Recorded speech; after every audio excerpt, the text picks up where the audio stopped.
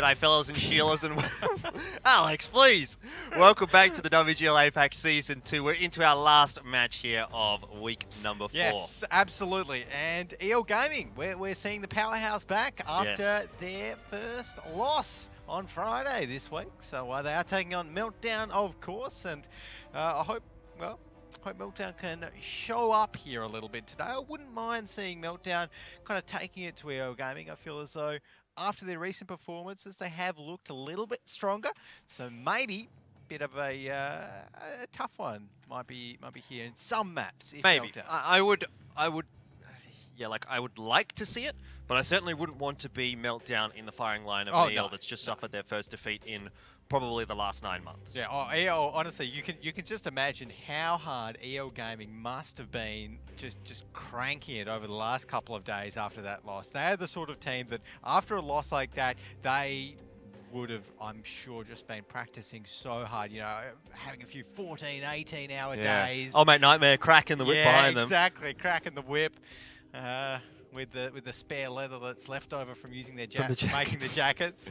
Yeah, look, I think that's very likely what would have happened here. I think would have really been cracking down on what went wrong. They definitely don't want to be losing any more rounds or any more matches throughout the rest of this season. So coming into this one, I'm really feeling still pretty confident about EL Gaming. I know they've already lost one, but look, I still think it's EL Gaming. I don't think we can necessarily expect to see all that much out of Meltdown, who certainly haven't been looking anywhere near as strong as team efficiency this season. My best case scenario really here for Meltdown is, I would say, maybe 2 rounds. I've predicted 5-1 actually for EL Gaming, but I think you and Rogi's prediction of 5-0 is a very real possibility as well. Yeah, I've gone with 5-0. Rogi went with 5-0 as well. Look, I just think that Meltdown, they've never really been a team that takes it to EL Gaming. Their play style just hasn't worked too well against EL Gaming. And even though they have improved recently, I just think that the EL lineup is too strong for them to best. And speaking of that EL lineup here, it is, again, we always say it, but it's generally speaking just that core 7. So all those guys on the left, what we're expecting to see coming out tonight. Obviously, their attack win rate and defense win rate has faltered a little bit since the start of this week. At the beginning of this week, they were sitting on 82% and 81% respectively for attack and defense. So you can see that has fallen a little bit, given the losses that they suffered against team efficiency. However, I still think EL is going to be feeling pretty confident coming into this one. Last time the two teams faced each other this season, it was 5-0 for EL Gaming. So, draw the conclusions from that as you will. I'm certainly expecting that Meltdown are going to have some troubles here tonight. They are going to have a lot of troubles. I mean, Meltdown, they have been, really stepping it up recently. To be fair, they're in 4th ladder position at the moment, and some of those guys are really shaping up to be good tankers this season. Pink Pig, Blast, they've both been doing really well. Vice Tone, he's been kind of coming back as the Mr. Batchat over the last couple of games that Meltdown have played. He was looking weaker earlier on in the season, but now he's kind of reverted back to his standard kind of vulture-like play in the Batchat, and I think it's working for him. Yeah, it definitely has been, up and down for him. I'm still yet to say that he's necessarily back to his Season 1 form, but having a look now back over towards our player matchup, hard lineup from EL Gaming up against Cry. These two guys are the damage dealers for their teams. I think Meltdown has a couple more that maybe a little bit out-damage Cry, but we have featured them already. So having a look at Cry this time, Hardliner certainly the top damage dealer for EL Gaming. 2.1k average damage dealt per game. It is a lot of damage, and he's such a fantastic player for EL this season. I thought, he was maybe a little quiet for EL last season. He was formerly known as Sun Mi. We didn't talk about him all that much. We were usually talking about Guan Ren or Fox TS or what have you. But certainly this season at least, Hardliner has really, really stepped up. For sure. Hardliner has been doing work this season, and we can see them. Some of the other stats are kind of similar between those two guys. About 74% average accuracy as well. I think you want to be sitting just above 70% accuracy. I think that's a fairly decent number. Yeah, I think so as well. Particularly now that we've kind of had enough time to settle into the season and build up enough stats from all of these players, it's definitely where these guys want to be sitting. I think there's not too many teams that are actually under that 70% accuracy number. Maybe a couple from TCZ. I mean, realistically, like the accuracy from these players is probably up towards the 80% mark more so than the 70% mark, just due to the fact that they're blind firing bushes so much. That's naturally going to drop their accuracy rate.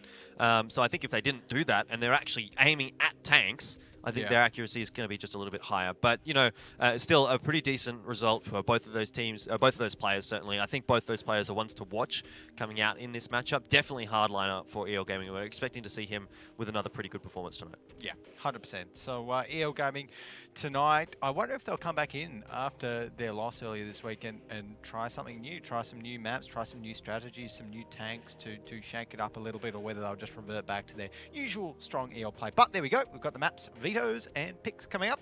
We do. Steps and mines taken out. They're good idea to take out mines against EL Gaming. They've been playing, looking quite strong in it recently, I think. And EL Gaming taking away steps. So you thought maybe we see anything new from EL Gaming tonight? Well, in terms of their vetoes, no, we haven't seen anything new. It has been their go-to veto this season, so no surprises there. I do really like the pick of Cliff, though, from EL Gaming. I think they're a very strong Cliff team. I don't think Meltdown has had a very good result on it so far this season, so I think that's an excellent pick there for EL Gaming. Ruinberg, I mean, it's not been a great map for Meltdown. It's been a pretty decent map for EL Gaming. I can see that one being a 2-0 as well. It's funny, though, because we take a look at EL Gaming's worst map statistically coming in, and it is Prokhorovka. And Meltdown veto it. And Meltdown, I actually don't mind Meltdown on Prokhorovka. They're not amazing at it. You know, they do have a 50% win rate on it, but I feel as though they've come up occasionally with some really good Prokhorovka strats. So to veto that out against EL Gaming, I personally think that might be a little bit of a mistake. Yeah, potentially. I mean, it's going to be always hard going up against EL Gaming and trying to win this veto battle, because obviously EL Gaming strong on almost the entire map pool by the looks of things. Ghost Town obviously coming out as the third map, and then you see Himmelsdorf as the fourth, with Mines being the tiebreaker. So Ghost Town, I think, of all of the maps here, Ghost Town is probably the one which Meltdown has the best chance of picking up a win. Yeah. Because of the fact that, to me, it has been a bit shaky for EL Gaming this week. It had been a bit shaky last week. I know Meltdown hasn't played it all that much. It's actually been their most vetoed map. But, you know, if EL Gaming falters again on Ghost Town, Meltdown is definitely a good enough team to take advantage of that. But I think, you know, whether we're going to see Meltdown getting rounds on the board tonight is just going to come down to if EL Gaming makes mistakes or not. Yeah, well, I think, honestly, that's the way that it's going to happen, because EL Gaming, if they play on point, if they're their usual EL Gaming selves, then that's why I've made my prediction of 5-0, and I think that's what we could end up with it being. But guys, let us know what you think is going to happen in this one. We've been running a few polls tonight in the WG League, live.wgleague.net. Make sure you use the hashtag WGL APAC if you're joining us on Twitter or Facebook. Any of the social medias. We've been getting a few tweets actually over the last couple of days, quite a few, after some of last night's surprise matches, after the EL Gaming surprise loss as well. So it's been great to see everyone joining the conversation. Yeah. And participating here on live.wgleague.net. And a few prizes, of course, for any one of our winners on the APAC Esports Fan on APAC Pro Tanker Quest at the end of the day. But, Jordan, I think it's just about time to head into Cliff. Good, good. Looking forward to it. I think this one's a 2-0, though, for 2-0. EL Gaming. Yeah, Such a strong map for them. Yeah. Hard to argue against that. Look, on Cliff, they just thrive in terms of their focus fire, their communication. They can play it really fast, they can play it really slow, their mechanics. It's going to be really hard for Meltdown. Meltdown, though, going with kind of a dangerous lineup. Meltdown going to be going with those 2 TVPs and that T49. So, look, in that respect, it's a good lineup that can capitalise on any possible mistakes from EL Gaming. But obviously the issue is we may not see those mistakes. No, we may not. Double TVP from Meltdown is interesting. Typically, we just see the single TVP. I like the T49 pick on the defense. I'm happy to see EL Gaming without the T49 in the attack, though. I think it definitely doesn't work as well on the attack.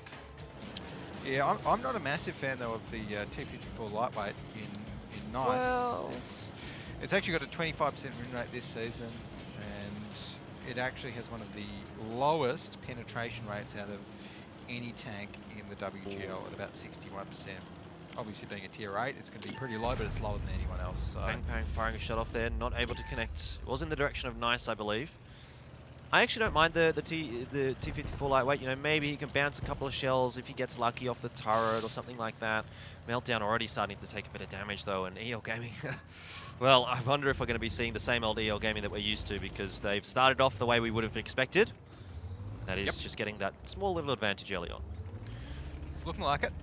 So Black there in that batch at 25T. Well, as soon as you say that, John, are we going to see the EL Gaming that we're used to?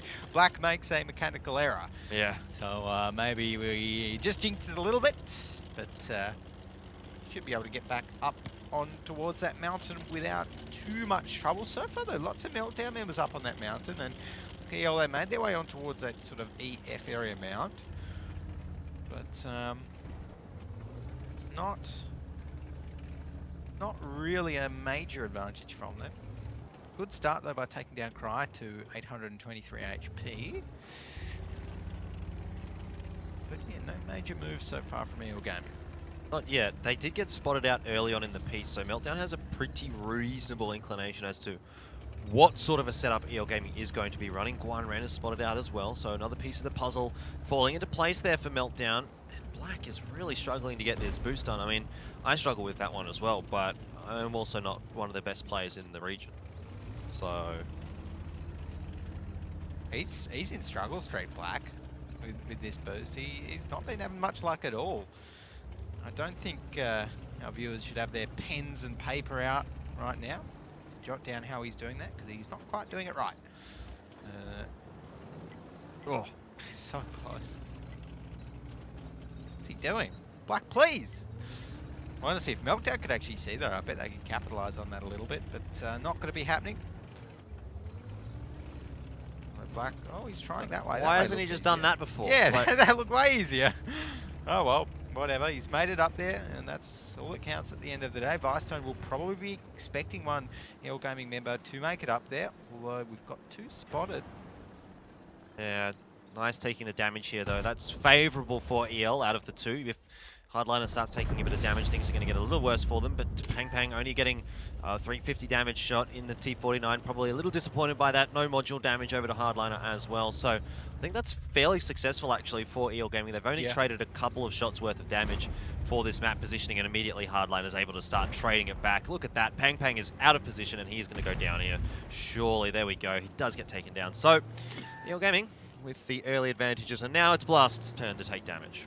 Yes, Blast there in that TVP. Look, he's sat in the usual spot, about around that A5 area in the TVP, but EL, they know the usual spot, so you know they can preamp there, they can just focus down Blast, and just like that, I think that is his gunner dead maybe, or his gun damaged. Cry taking some more damage as well, so overall EL off to a fantastic start here. Meltdown, they're not reacting to this. They're not getting any damage back. Oh, there we go. Finally, a little bit of damage going into Quiet, and it looks like Black is going to be under a little bit of pressure here, but certainly EL Gaming is winning this trade, even though Black is taking so much damage. Black actually might die to the full damage here. Nope, he's going to be okay. But I think, you know, look, across the board, look at how much damage Meltdown has taken. Oh, no! Pathfinder. Oh, my goodness. Oh, I hope we've got a shot of that on the replays.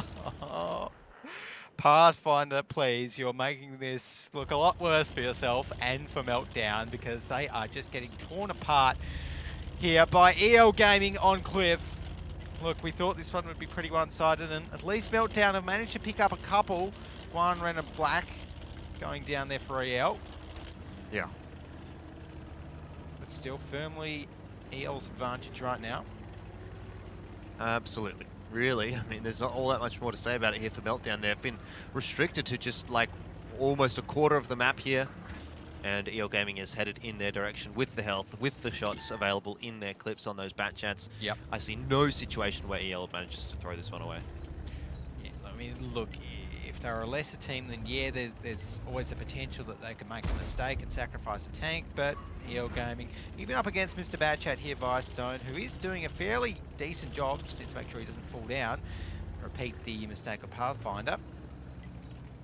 There's very limited ways that Meltdown can come back from this and gain a tank advantage. So EL are just not going to let them do that. EL have got 3 members up here on the top. Yeah, and the hill, or the cliff, the top of the hill here, really, at the lighthouse, is such a crucial part of the map. Gives you so many firing angles around the entire map, and so much spotting as well. So, EL Gaming controlling that area of the map is not great for Meltdown either. Yep. Not great at all. Vicetone, look, he's doing a good little job trying to get some damage out. He's almost managed to get all of his shells out, and actually goes for the early reload, which I think is a smart move. They're not going to win this having one shell in the bat chat. But EL may very well push on towards them quite soon. Fox TS taking a little bit of damage actually in that TVP, but does manage to return some on towards Momo, and just like that, remaining 2 Meltdown members, well, not looking healthy. Not healthy indeed, and I think it's almost time to head over to the cemetery really for Meltdown in this one, because Vicetone is just on his last legs, and there we go, he's taken down by EL Gaming, and it's 1-0 to start off.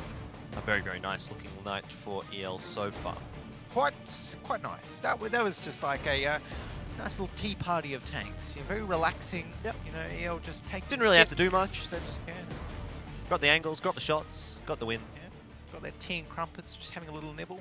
Yep. You know, didn't really struggle too much at all. So good little start there by EL Gaming, and I think Meltdown really letting that cliff go through, big mistake from them, because that was the defensive side. I'm struggling to think of what they can actually do on the attack to come back from something like that. Yeah. Unless they just do like a YOLO rush and hope that EL are out of position doing something weird. But it was never going to be a good spot for Meltdown though. You know, they had to either let Cliff or Mines through, and I think both of them would have resulted in a fairly easy 2-0 for EL. Yeah. Tricky, very tricky for Meltdown there, but look, what can you do when you're up against EL Gaming? Meltdown, they picked the right tanks in my opinion, even though the T49... Double TVP though?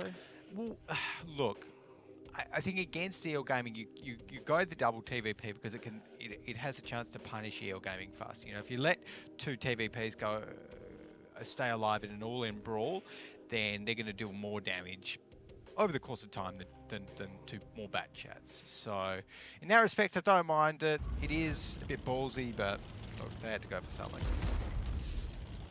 Yep, there goes Black down the cliff, and momentarily we'll see Pathfinder go down the cliff a little bit less gracefully. But I think that was kind of the story of the entire map there for Meltdown. Things just weren't really going their way, were they? No, not at all. And there we go. That's how you play a TVP. Ending up on the top of the scoreboard there, Mr. Fox TS with just about 3,500 damage. Mr. Batchat, though, Vicetone in his Batchat dealt 3.3k. And, you know, you can't really ask for more than that. He was playing that hill quite well, Vicetone. Hardliner Principle, seeing them up the top of the scoreboard. Not too surprising. Momo 7 and Pathfinder. Again, just starting to... a little bit worse for where they're for Meltdown. Yeah, I mean, it's good to see Fox TS up the top there for EL. I feel like he's been, you know, maybe a little quiet throughout this season compared to last season. Certainly been allowing the rest of his teammates to get a bit of that damage done, but definitely stepping up there on Cliff. And we always, generally speaking, tend to see him doing pretty good in the TVP. Yeah, he's a pretty solid TVP player. Nice, though. I think they did get 649 damage at 2 kills, but again, when you've got 9 shots in the T54 lightweight, he's only hit 3 of them, so not great. Or maybe he's hit more than 3 of them, and he's just not penetrating due to the T54's gun not having amazing penetration for a tier 8 light tank. Yeah, even with premium, but small thing in the end of the day. It doesn't really matter in a game like that, but it's a bit of a shame that we didn't see that T49 of Meltdown have too much of an impact, because we've seen T49s before. In an earlier match, the Max and I cast on Mines, you know, 1 shot, 1,400 damage, just like that. And you know, if that had happened, then maybe we could have seen a different story there on Cliff. Potentially. I wonder if we'll see EL pick it up on the defensive side here. Generally, we do see the T49 a bit more on the defense than on the attack, so wouldn't be particularly surprised if they were to do that. But to me, I don't feel like EL is the kind of team that picks the T49 all that much. I think they're just more content to go with the more consistent damage that comes out of an RU, more so than a T49. They like the RU. They like the kind of normal, less RNG-based Tier 8 light tanks. I guess the AMX 1390 sometimes as well. And yeah, that T49 has a fantastically sort of powerful gun in the right scenario, but the issue is it is quite heavily dependent on RNG because you really can never get it to zero in fast enough in these fast-paced battles in WGL. Very rare that you can actually get a pre-aimed shot off on towards anyone. So yeah, you're always relying a little bit on that RNG. Yeah, definitely. So looks like it's time to find out what EL are going to be doing, and there you go. It is the RU251 for them on the defensive side. This time, Meltdown with a full bat chat lineup, barring obviously that Tier 8 tank. Yeah, not a bad lineup there for Meltdown. I think that T49 again, I don't mind it if they can actually make it work. Not picking the TVPs here for Meltdown as well. Obviously, they didn't really work out in that last half, so you can't fault Meltdown for wanting to change it up, wanting to just put those extra bat chats in there. And Cliff it is the bat chat map, and we always see it. It's always got a million bat chats on it, and there's no real reason to change that because it still works. Definitely is a bat chat heavy map here, and EL Gaming so good at those bat chats. I think it's time to have a listen in with the Chinese team. If anyone here out there speaks Mandarin, might be time to get your ears ready. So let's jump on in with EL Gaming. 3个人往3楼拐，来，刀刀跟我提上去，2杆枪先架好。我想到第4，盖楼有个9。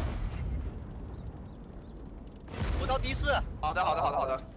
对，两人打不到人的时候啊，立马可以找人。他们在下面，我们可以站上面的。他们全在下面。181号，剩3个。过来一个人杀49。好的，接杀49。上面亮几个？他们打了就不要了，他们打了就不要杀49了，官人。我刚跑，我是说当心8线。捞后了。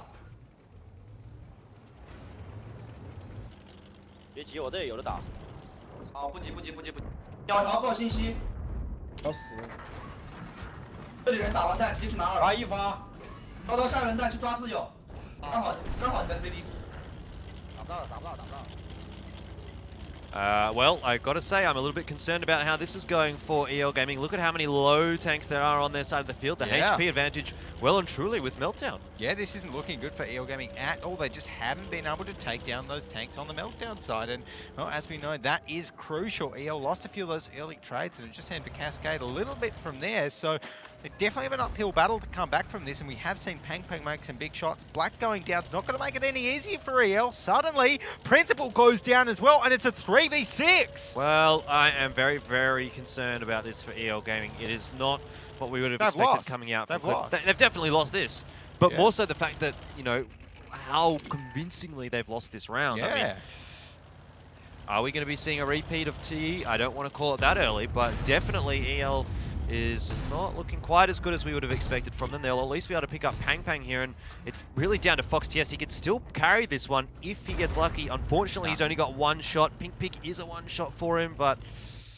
yeah, the problem is being in an autoloader in this situation, he's going to have 20 seconds of downtime, which is going to be so easy for Meltdown to abuse. If he was in an Object 140, he might have been able to do something here, but in real... Whoa! Okay. That's 2 games in a row. He got the kill as well. Pathfinder got the kill. I'm pretty sure Pathfinder just got that last kill. Radio. Is that a win or a fail? Like, is that a top player or a top fail? That is the prime play of all of APAC. That is the APAC special right there. Note it down, guys. Note it down, the APAC special. I'm told Pathfinder got the kill. So the Meltdown body slam. I'd love to have seen that from his point of view. Oh, there you go. Well, Luke, maybe he was just practicing that in game 1 when he fell off the cliff. Just getting his Batman on, getting his Batcong on. Who did it last week for the Dark Wolves in our top fails. Which, by the way, guys, if you want to watch them, youtube.com/WGAsiaCG. Find them and lots more fun videos. Fun videos indeed. I like the top fails. It's probably my favorite part of every week is when I see the top fails videos come out. Because I know what's coming. I've seen them all before. I was part of the team that picked the fails, but I like watching them with the music. The funny music. It's all together. It all wraps up into a nice little bundle. Yep. I'm a big fan. What I'm not a fan of at the moment was EL Gaming there on the second half of Cliff. They've just made my prediction wrong. I don't like EL Gaming anymore. Yeah, mine's still right, but like I said, Actually, I still like them. They gave me a leather jacket, so. yeah, I still don't know if Eel, yeah, we have to wait and see how the rest of these rounds play out. That certainly didn't look so great from Eel. A lot of missed shots from the bat chats early on in the piece. A lot of trades going the way of Meltdown, which probably, generally speaking, you would expect Eel to win. Yeah.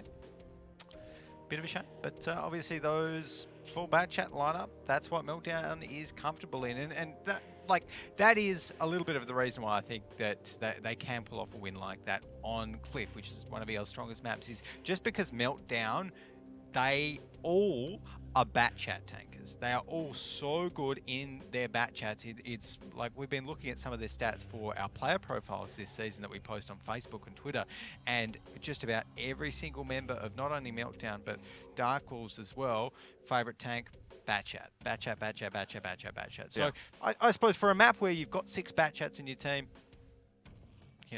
makes sense for them to win it. Definitely.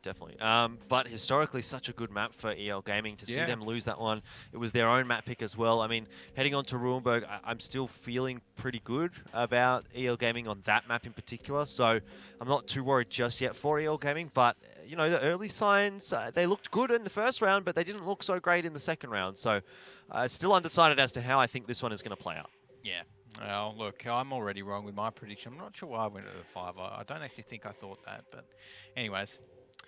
Well, we'll have to wait and see what the next map has in store for us. It is, of course, Ruinberg next up, and I think Ruinberg, we might be seeing EL assert a little bit more dominance. It is a map that I think they generally can win both sides of just from pure mechanical skill. Obviously not a map where we're going to be seeing 7 bat chats or 6 bat chats from Meltdown either on either side. So maybe EL should be able to pull it back there. Maybe. Well, I mean, they don't necessarily need to pull it back. They're still one apiece, so it's not like they're behind just yet. But I feel like whenever EL go one apiece, though, it feels like they need to pull it back because they never one apiece. They're always ahead. So didn't EL have some struggles against team efficiency? Did they play Ruinberg? I can check. Well, they played a lot of maps because they did go to a. They definitely played Himmelsdorf. They played Ghost Town from memory. Anyway, I don't know. I'm going to have a check while this is up on the screen, Alex. Yes, you do that. Oh, Pathfinder, that was brilliant. Oh, in slow-mo as well. I love it. And he did get the kill, so. They did play Ruinberg, but EL won both sides of it. There you go. So my statement there that EL are good and can win 2-0 wasn't complete BS. Yep. Good to know. Good to know. But anyways, post-battle stats for that last one. Blast up the top, Vice Tone number 2, Pink Pig number 3 for Meltdown. And really, they're the 3 key players there for the Meltdown lineup. Blast, Vice Tone, Pink Pig. They carried that one to a little bit of an extent. But Pang Pang in that T49, that's why I don't mind it. It can be used to, deal a fair amount of damage. Tier 8 light tank, 1736 damage. Can't complain about that. Yeah. Cannot complain about that at all. Yeah, we'll have a look on the second side here and see where things went really pretty wrong. RU251 with only a couple of shots of damage dealt. Yeah. Fair enough. It's an RU251. Although Nice does typically have a pretty good time on Cliff, actually. So there's a bit of damage missing, I suppose, for EL. Hardliner certainly not getting enough damage dealt, especially considering he's the top damage dealer on average for EL Gaming. He really needs to be a little bit further up. Yeah, Hardliner there, 750. Not ideal, I guess. Not ideal at all. But there we go, 1-1 after that one there on Cliff. And I don't know, if I feel as though if Meltdown can actually pull off this Ruinberg and come out of it 1-1, then they could actually take this to a tiebreaker. Because I think Ruinberg is going to be the issue here for Meltdown. EL Gaming, they did win their Ruinberg against team efficiency, even in that loss. If we take a look at Meltdown's Ruinberg stats, right down here, 40% win rate on the attack and the defense, which isn't fantastic when you're going up against EL. Yeah. I guess we just have to wait and see, really. It's another one of those that's kind of become incredibly difficult to predict because of how the results of this week have played out. And even last week, the results were starting to get a little bit weird, not what we necessarily expected. So I don't really want to throw out a massive prediction at this point because I'm still not sure how these two teams are matching up against each other. It could end in a this 5-1. matchup. Yeah, it could end in a 5-1. It could be sort of what we expected. Yeah. We're still yet to see it, but I feel as though, like looking at the rest of the maps, Ghost Town, Meltdown. I wouldn't be surprised to see Meltdown go 1-1 on Ghost Town against EL, because EL have struggled a little bit in Ghost Town recently. That's the map where they pick the T57s, remember, and they lose because they pick T57s. Then you've got Himmelsdorf after that, which smile a bit. You love it when I talk about my T57s. Every time. With unbridled hatred. You loved them so much last season. Yeah, but that's because they were good last season. What's worse about them this season? There's Kranwagens in the game. Not even relevant. It is relevant. Okay, whatever you say, Alex. It's power creep. It's not power creep at all. It is power creep. Okay. Let's talk about Runeberg a little bit more, Alex, before you tilt me too hard. Because it feels like you're trying to. Yeah, I mean, it's a very good map for EL. We've seen them pick up 2-0 over Team Efficiency, who has been the team to challenge them this season so far. And Meltdown haven't really had the best of times on Runeberg. So there is a good chance this one could lead to a 2-0. You know, 40% on both sides for Meltdown overall so far this season on Runeberg. It's not great. They haven't faced a team like EL Gaming on it so far, or if they have, they certainly lost it, I would believe. I have to have a check back at the history, but haven't got that on hand, so I'm predicting this is going to be a 2-0 for EL Gaming. Yeah.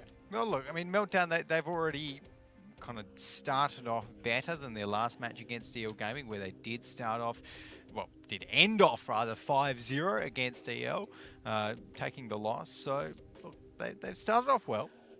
If they can carry this through here, through Runeberg with a 1-1, then, you know, it's very doable. And I think the only half that EL Gaming will lose, if they lose a half here on Runeberg, will probably be their defense. They don't have a perfect win rate on it, unlike their attack, where they never lose. Yeah, it's been a bit weird so far this season. I mean, Runeberg, we always sort of thought of it as more of a defensive sort of a map, but this season a lot of teams picking up more wins on the attack than on the defense. So interesting that that's the way the meta has shaped up here on Runeberg, at least this season, at least so far. Whether or not that's going to start to equalize as we head in towards the second half of the season, I think is something that we're going to have to watch out for. But we've seen this before, didn't we, from EL, triple TVP? Yeah, we've seen it before. I still don't like it. I mean, look, they're on the defense. They are EL Gaming, but looking at this, I actually really like Meltdown's lineup. As like CDC, again, it doesn't need the CDC to do whatever they want to do. You can use anything. The CDC is just a pointless tank. But apart from that, love the T110E4, a tier 10 American tank destroyer. It's basically like the T110E5, except it deals 750 damage a shot and is slightly slower. Yeah. Well, I think Meltdown's definitely going to have to be very, very careful with their positioning.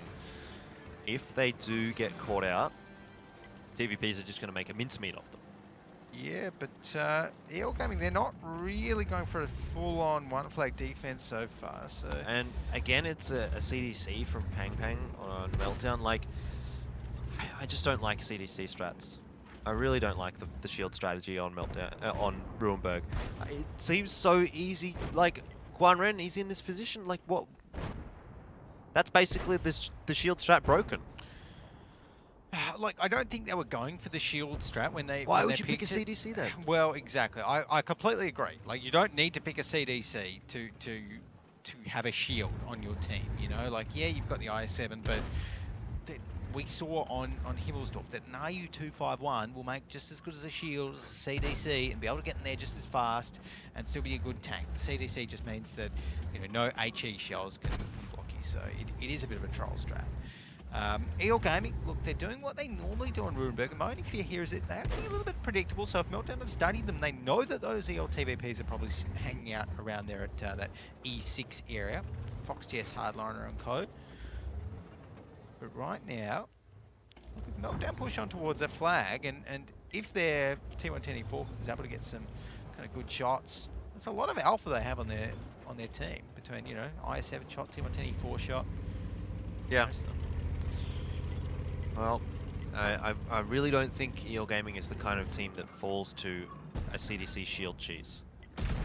No. Really don't. It doesn't strike me as that kind of a team. So we shall see whether or not it is going to be the case here for EL Gaming, but definitely Meltdown are going to have to get Pang Pang in position. It looks like they're trying to do that. Are they actually flipping him? Are they? My question. Have they flipped him? I don't know. Because I saw like 28 damage go out there, which would have, to me, meant the IS-7 might have rammed him into a wall or something. Oh, but Pang Pang's taking shots. Yeah, well, that's fine. I mean, no, he's actually not flipped. He's driving up. But that's his job, right? His job is to die. So, you know, nothing too crazy coming out here. But Guanren's still not spotted yet by that IS-7. I think he's in sort of like a cubby hole, so he won't actually be spotted out until he decides to peek. And that's only going to come when EL Gaming really need a reset. Yep, and there we go. Pathfinder is suddenly... Oh, he's in a bush. Yeah, right, he's okay. in the bush, yeah. I thought he was a little bit behind those rubbles, but being in the bush works as well. I'm just surprised. I'm just really surprised. Oh! Yeah. Oh. Pathfinder, he must know he's spotted. Doesn't know where from. Oh, Guanren, I probably wouldn't have moved. Oh, no, he's okay. Oh, he's still behind the bush, so he's okay. Yeah, I don't know how he's okay, but he is. Max camo crew, dude. Yeah. Oh, look at that perfectly aimed shot. Is he still not spotted? Yeah, he's firing through bushes. The IS-7 doesn't have a very good view range. And there you go. There's the strat of Meltdown in the bin. Look, he aimed it so perfectly. He knew exactly where to aim on the IS-7. He hit that fuel tank. It's not great from Meltdown. Not great. They should have expected that, 100%. Hardliner's going to go for another peek here. He knows that the IS-7 is... sorry, Guanren's going for the peek, sorry. But he knows the IS-7 is on the reload. And, well, Pathfinder's going to get back in a position here. But there's nothing that Pathfinder can do here. Like, it's just so easy. Lol. Oh, well, there's something that the other guys from Meltdown could do. They're just taking down Guanren now. Yeah, but they've taken so much damage as well. Look, Quiet in that TVP. He's firing shots in on them. Principal as well. And what is Vicetone doing? What is Vicetone doing? Oh, Vicetone, Mr. Batchat, not sure Dying. what he thought he was going to accomplish from that, because he's accomplished a big, fat, solid nothing. And it's just a shame here, because I thought Meltdown's lineup, if they'd actually found themselves in a proper, good old-fashioned 7v7 brawl, then they could have come up on top. But just like that, they've done the troll CDC strat, forced their IS-7 onto the cap, not even come close to a cap victory, and EL have 6 tanks still on full HP, still alive. I can't tell you, Alex. I really can't. Like I said, this is why I don't like the strategy. You I put don't like it all either. of I your don't like eggs the in the CDC. basket. If it doesn't work, you're in the bin. And I don't understand why Meltdown would not have done elementary level prep and looked at some of EL Gaming's like games here on Runeberg. Whenever they are up against the CDC, which they have faced before, they always do that. They always put someone in that bush there. So it just makes no sense to do that and completely be oblivious and ignorant to what EL Gaming always does. Yeah. It really feels like Meltdown's the only team that actually does it. Black's in trouble here. This is probably going to get away, but look at how much damage he took there. Yeah, it's a consolation prize really at this stage for Meltdown. Yeah. Right now, EL Gaming, they're pretty happy just to sit on their side of the city and wait for any Meltdown pushes to come in towards them. They're not in a hurry to push out anywhere.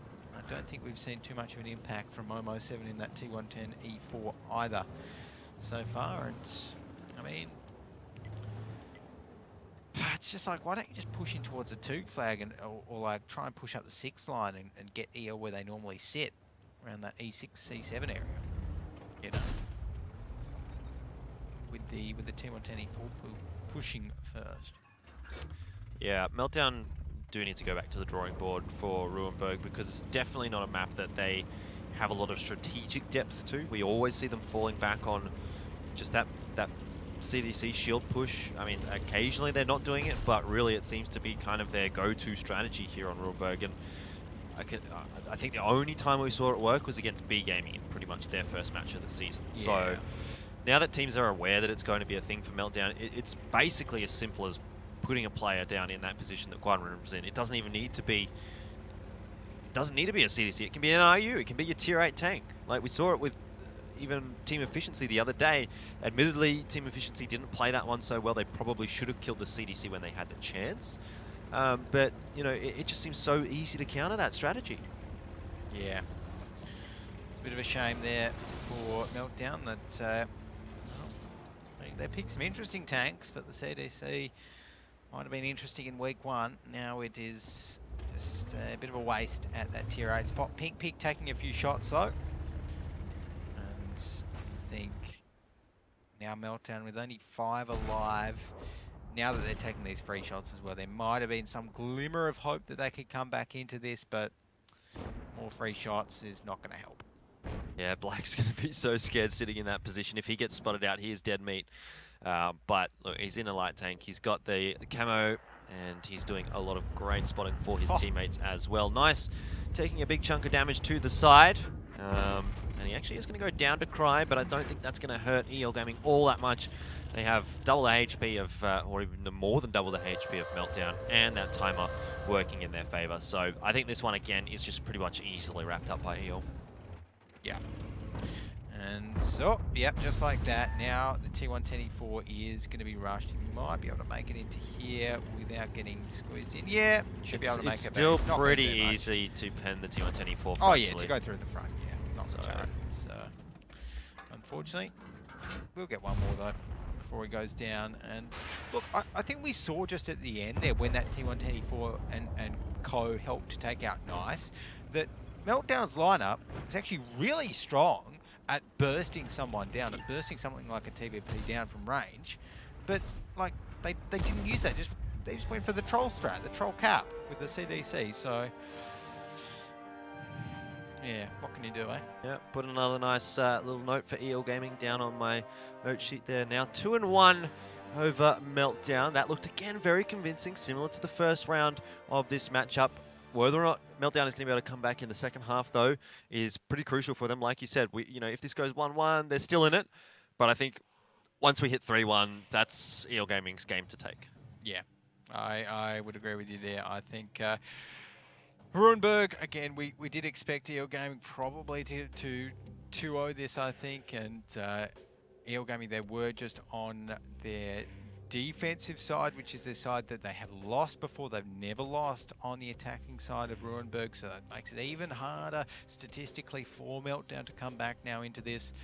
And I would be interested to see the post damage of that one, just to see if any of the Meltdown guys managed to salvage anything, I guess. Yeah, there was a fair amount of damage going over to EL Gaming. I think the T124 got 3 good shots that I saw at least out of that. So potentially, some decent damage stats for Meltdown, but damage stats are damage stats. Like, it doesn't matter. It's irrelevant. As long as you're not picking up the wins, I think EL Gaming doesn't care how much damage you're doing. Yeah. And honestly, even though they did do the CDC, it still might have been winnable if they actually kind of knew where EL Gaming was at the start. If they knew that EL Gaming would send that bat chat there, right up towards that one flag, but they didn't. And so it was just essentially a free kill onto the I7, almost a free kill onto Vice Tone. So, yeah, bit disappointing. But Momo7 in that T124, look, he got 2,500 damage off. Can't really complain about that. No. I think the T124 worked. Yeah, the T124 did enough damage to, I guess, justify the pick. What you can't justify, the AMX CDC in my mind. Yep, 100%. Like, the other thing about the CDC is... I think pig in the 140 as well.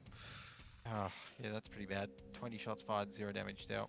Really want to be seeing him up a bit higher than that. Yeah, Vice Tone just potatoed that one as well. So that's suboptimal. And the other thing about the CDC that makes it such a poor pick here on Rurenberg, now that everyone knows what it does, is that whenever someone picks a CDC, it instantly means that the other team is going to have some idea of what you might want to do in an ideal world. And so EL Gaming, they knew that. They saw the CDC, they put Guan Ren, I think, in the bat chat up in towards that bush, near that one flag, and they were able to completely counter out that entire tank, that entire strategy there from Meltdown as soon as they saw the CDC picked in the lineup. So you can do it with other tanks. You can do it with some of these normal tanks. The RU-251. Look, it doesn't make an IS-7 impenetrable because it's slightly smaller, maybe, but it still works in principle. So yeah, I don't like the strategy in general. Regardless of what tank you're taking there. To be honest, I think it's far too easy to counteract, really. And yeah, it just didn't work out. Once again for Meltdown, I think it's the second or third time we've seen them try it. And so far, it's only really worked out once for them. And we've seen a few other teams trying it out as well. And to very poor success, I'm going to say. Regardless of the map, we've seen it on Ruinberg, we've seen it on Ghost Town from Dark Wolves. The only one that's really done the shield strategy well, I think, was Karen Tiger on Steps defense against team efficiency. what did they use for this? They used an SU-14. Oh yeah, the SU-14, that did work out well actually. Yeah, because the IS-7 was able to get into a very forward position, could spot stuff without actually taking any damage whatsoever. So that was good actually, yeah. Bit innovative.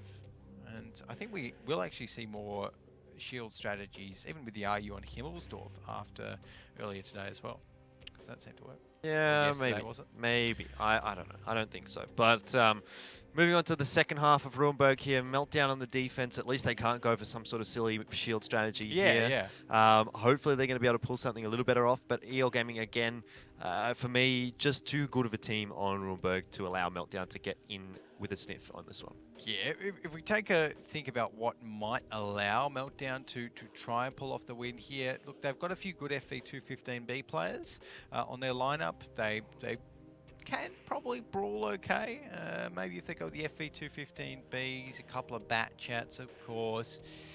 Maybe they could also go with that T110E4 again, and it could work. I think that still has merit on the defensive side. Yeah, I think though if you're going to go with a defensive TD, it's probably the grill. I mean, again, you say that like the T110E4 can accomplish most of what the grill can, but also be a bit of a HP buffer. Yeah, but where would you put it? Would you put it up in that little town? I think you'd put it in the town. Yeah. You know, because you don't really want to be driving forward, and that means one tank instantly punish 750 damage. Anyways, let's find out. Probably not going to be going with it. Yeah, no T110E4 there for Meltdown, but EL Gaming have a double IS-7 and a grill just to round out things. Bat chats and RU-251, nothing surprising on either side really. And the double IS-7, you know, probably headed in towards that 2 flag, I'd suspect. Yep, probably headed in towards those little pill boxes near there. And Meltdown, good to see them with the FV215Bs. Very good defensive tank here on Ruinberg. The IS-4 as well. It does work here on Ruinberg. You put that in the town if you want, and it'll do some work. And you know, I think that was actually the first time that we've seen the T110E4 this season. A bit of a shame, really. Yeah. I thought we'd seen it before, but maybe not. Well, according to our stats, I think. Yeah, okay. Well, didn't work. That's for sure. Okay. Well, yeah, but it didn't win. Yeah. I think that's the important thing. There you go. Fun fact about the bat chats for everyone. They're always fun, Alex. They're always fun. Always They're barrels of laughs.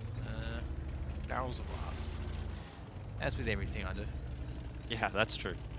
That is true indeed. Well, Fox TS is pushing up quite aggressively. Yeah, Foxy is going a little bit ham there, getting Hasn't been spotted.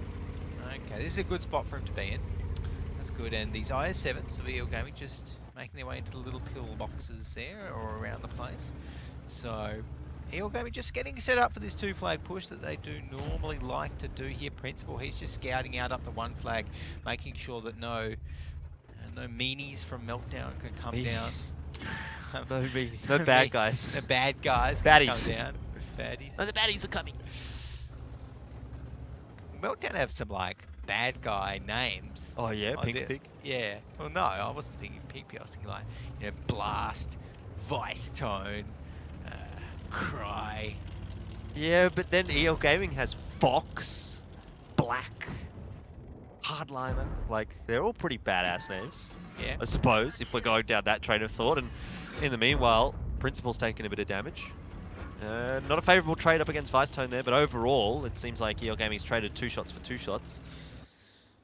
Yep, so not much of a delta change, but EL Gaming definitely getting the pressure on towards Meltdown, sitting that RE251 black in towards that cap there. We do have about 50 seconds left on that one. Yeah, and kind of the IS-7's really just in the perfect position here for EL Gaming. It's where we generally tend to see those IS-7s going. It's where we expect to see them sitting in. And they're in just such a good spot. It's so hard to penetrate them, so hard to remove them from that position because they're essentially hull down in that little pillbox that, like, I just don't see what Meltdown's going to be able to do here. Like, they've got 30 seconds to get a reset. Who's going to get the reset? It's actually a bit of a shame for Meltdown as well, because Meltdown are having some crew issues with Pathfinder's driver down, Momo 7's gunner down, and Pink Pig, well, his tank's almost down.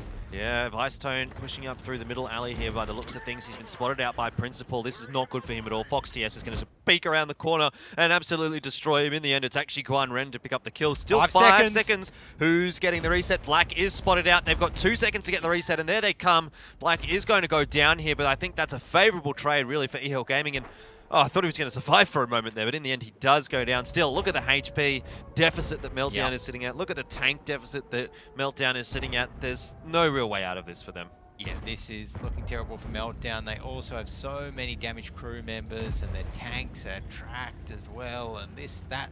Everything's going wrong for Meltdown right now. Maybe if they could take down Quiet, then there'd be a sliver of hope, but no, there you go. Momo 7 does manage to do so. I think EL Gaming right now, they should be able to push in and start to take down the remaining members of Meltdown. Very, very low HPs across the board there. And, well, EL Gaming, very dominant, have not lost a half on Ruinberg attack so far. And it looks like they don't plan to now, Jordan. Nope, certainly not seeming like it's going to be that way. They've got 2 bases being captured at the moment, but that's just Guan Ren on the rotate. And really, I don't think they need to worry about capturing anything right now. They are looking to get those kills, pad those stats, a little bit more WN8 in the bank for them, even though this doesn't count to their WN8, of course. But it's the thought that counts, Alex. Yeah, it is the thought that counts, and Cry will be thoughting very badly. Thoughting very badly. Alex, do you need to go to bed? Is it bedtime? No. I knew that was going to be bad, but I said it anyway. I was like, you know what? I could say this, but it would sound really bad. You're a classic. I'm going to say it anyway. So, yeah, I'm thoughting very badly. You are thoughting very badly right now. Right now, but look, Meltdown. Meltdown's thoughting very badly too. Is a little bit dead for them. It is after those two, because they just looked really, really subpar there. They did on Ruinberg. Yes. And well, look again, the CDC strat. It's still just why?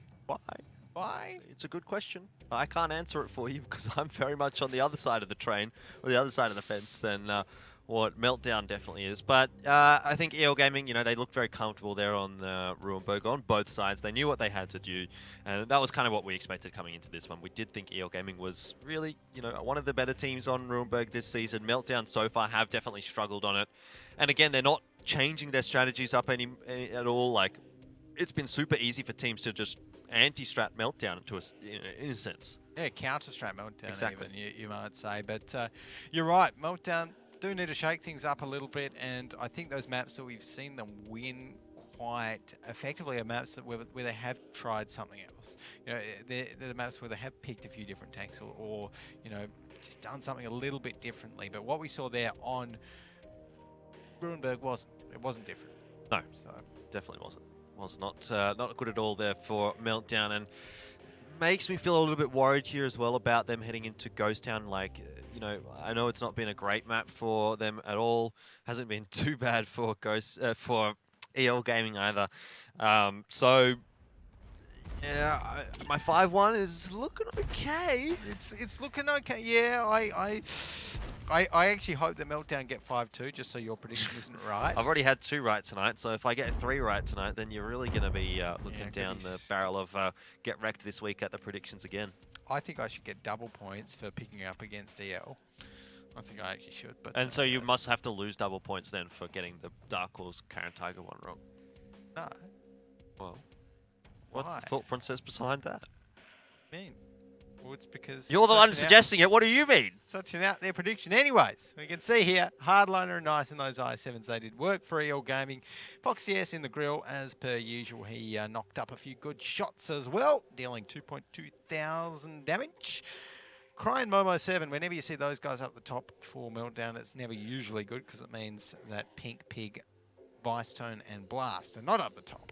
Yeah. I mean, Cry does tend to do a fairly decent amount of damage, actually, for Meltdown. Cry's all right. Even Rush, you know, has been not too bad for Meltdown so far this season. But, like, you can look at their individual performances and say, okay, they're getting decent amounts of damage out. Generally speaking, they're looking okay. But as a unit, things just aren't working. Like, the strategies and the team play, it just doesn't seem to quite be there for Meltdown. Yeah.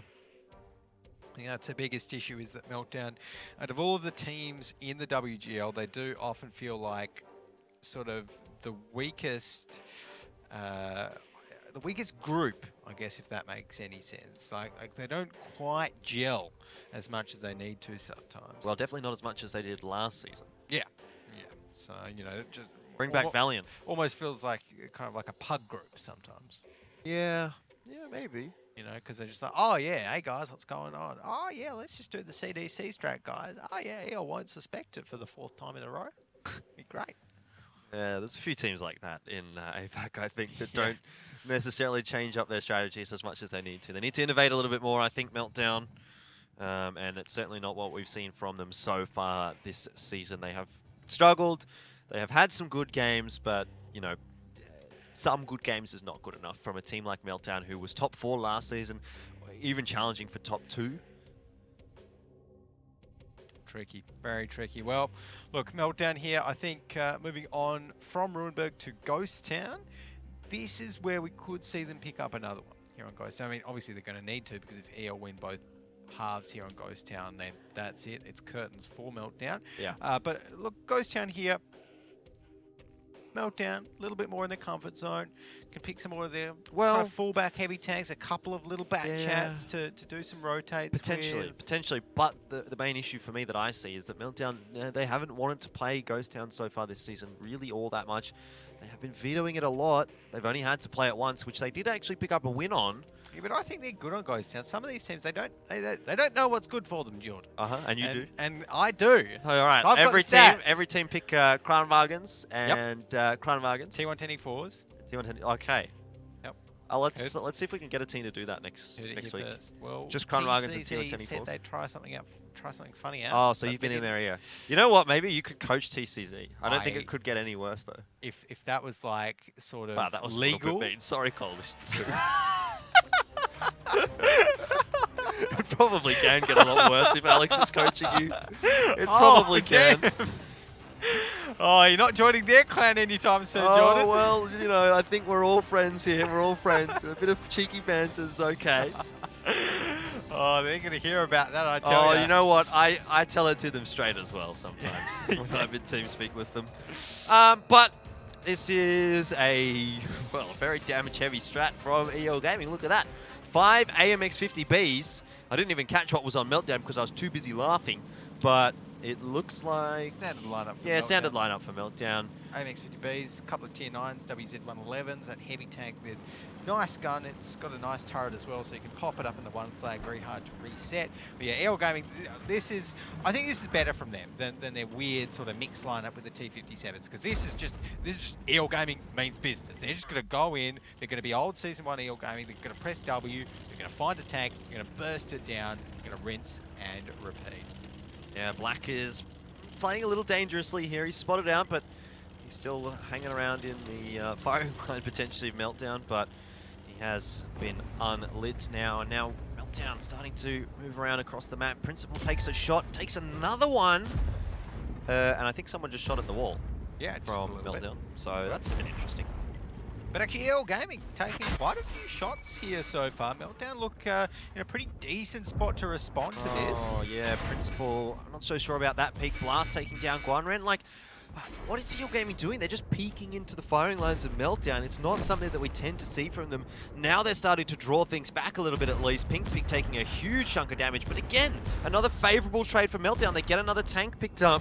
two for two at the moment. EL Gaming with the HP advantage, but the 50Bs should be on reload across the board. Fox TS, is he going to be on reload? No, it looks like he's got some shells left in the clip here, and he is making Cry hurt. Yeah, Cry is hurting, but Cry should actually be able to get... Oh, that's a good block there as well from Fox TS. Yeah, smart block. Really, really good teamwork. Oh, look at that, look at that. Oh, he gets him though. Well played by Cry. But all of those seconds are crucial for Fox TS as well to get the reload across. All that time that he's not taking damage. And also, it means it's going to take longer for the opposing 50B to reload because he hasn't fired that final shot out. So I think even though he's probably going to go down here, he has bought a lot of time. Now to 3 versus 2, Quiet on the reload. Black, the only one alive as well for EL Gaming. This could be a 5-2. Yeah, this could be a 5-2 right now. Cry here, looking to get a shot on towards Black. But yeah, this isn't looking great for EL Gaming. I don't think, because they've only got obviously Black up in that RE251. Well, consider it this way. Vicetone's a one shot to the 50B if Black can get a tag on him. Cry's a one shot to the 50B, and then they just have to deal with Blast. Easier said than done. It is easier said than done, of course. But it's definitely not impossible, and for the EL Gaming that we know, this should be a winnable situation, though. Black, the timing. I don't think so. I mean, I think it comes down to whoever gets the first shot off here, really. If Cry goes down straight away, it's definitely winnable. I'm going to actually say that, look, Meltdown thrives in situations like this. You know, this is the end of the battle. It's kind of the end of the I'm not pub saying game. It's likely. I'm just saying it's possible. Well, anything's possible, Jordan. Exactly. That's how man got to the moon. Right, are we going to get a bit deep and meaningful right now? Yeah, why not? Anything else up your sleeve? No. That's how Alex managed to cast WGL? Yeah. That was a good one. Come on, gotta give me that. Brilliant. Can you hear everyone laughing, Jordan? No, because... This wasn't funny. No.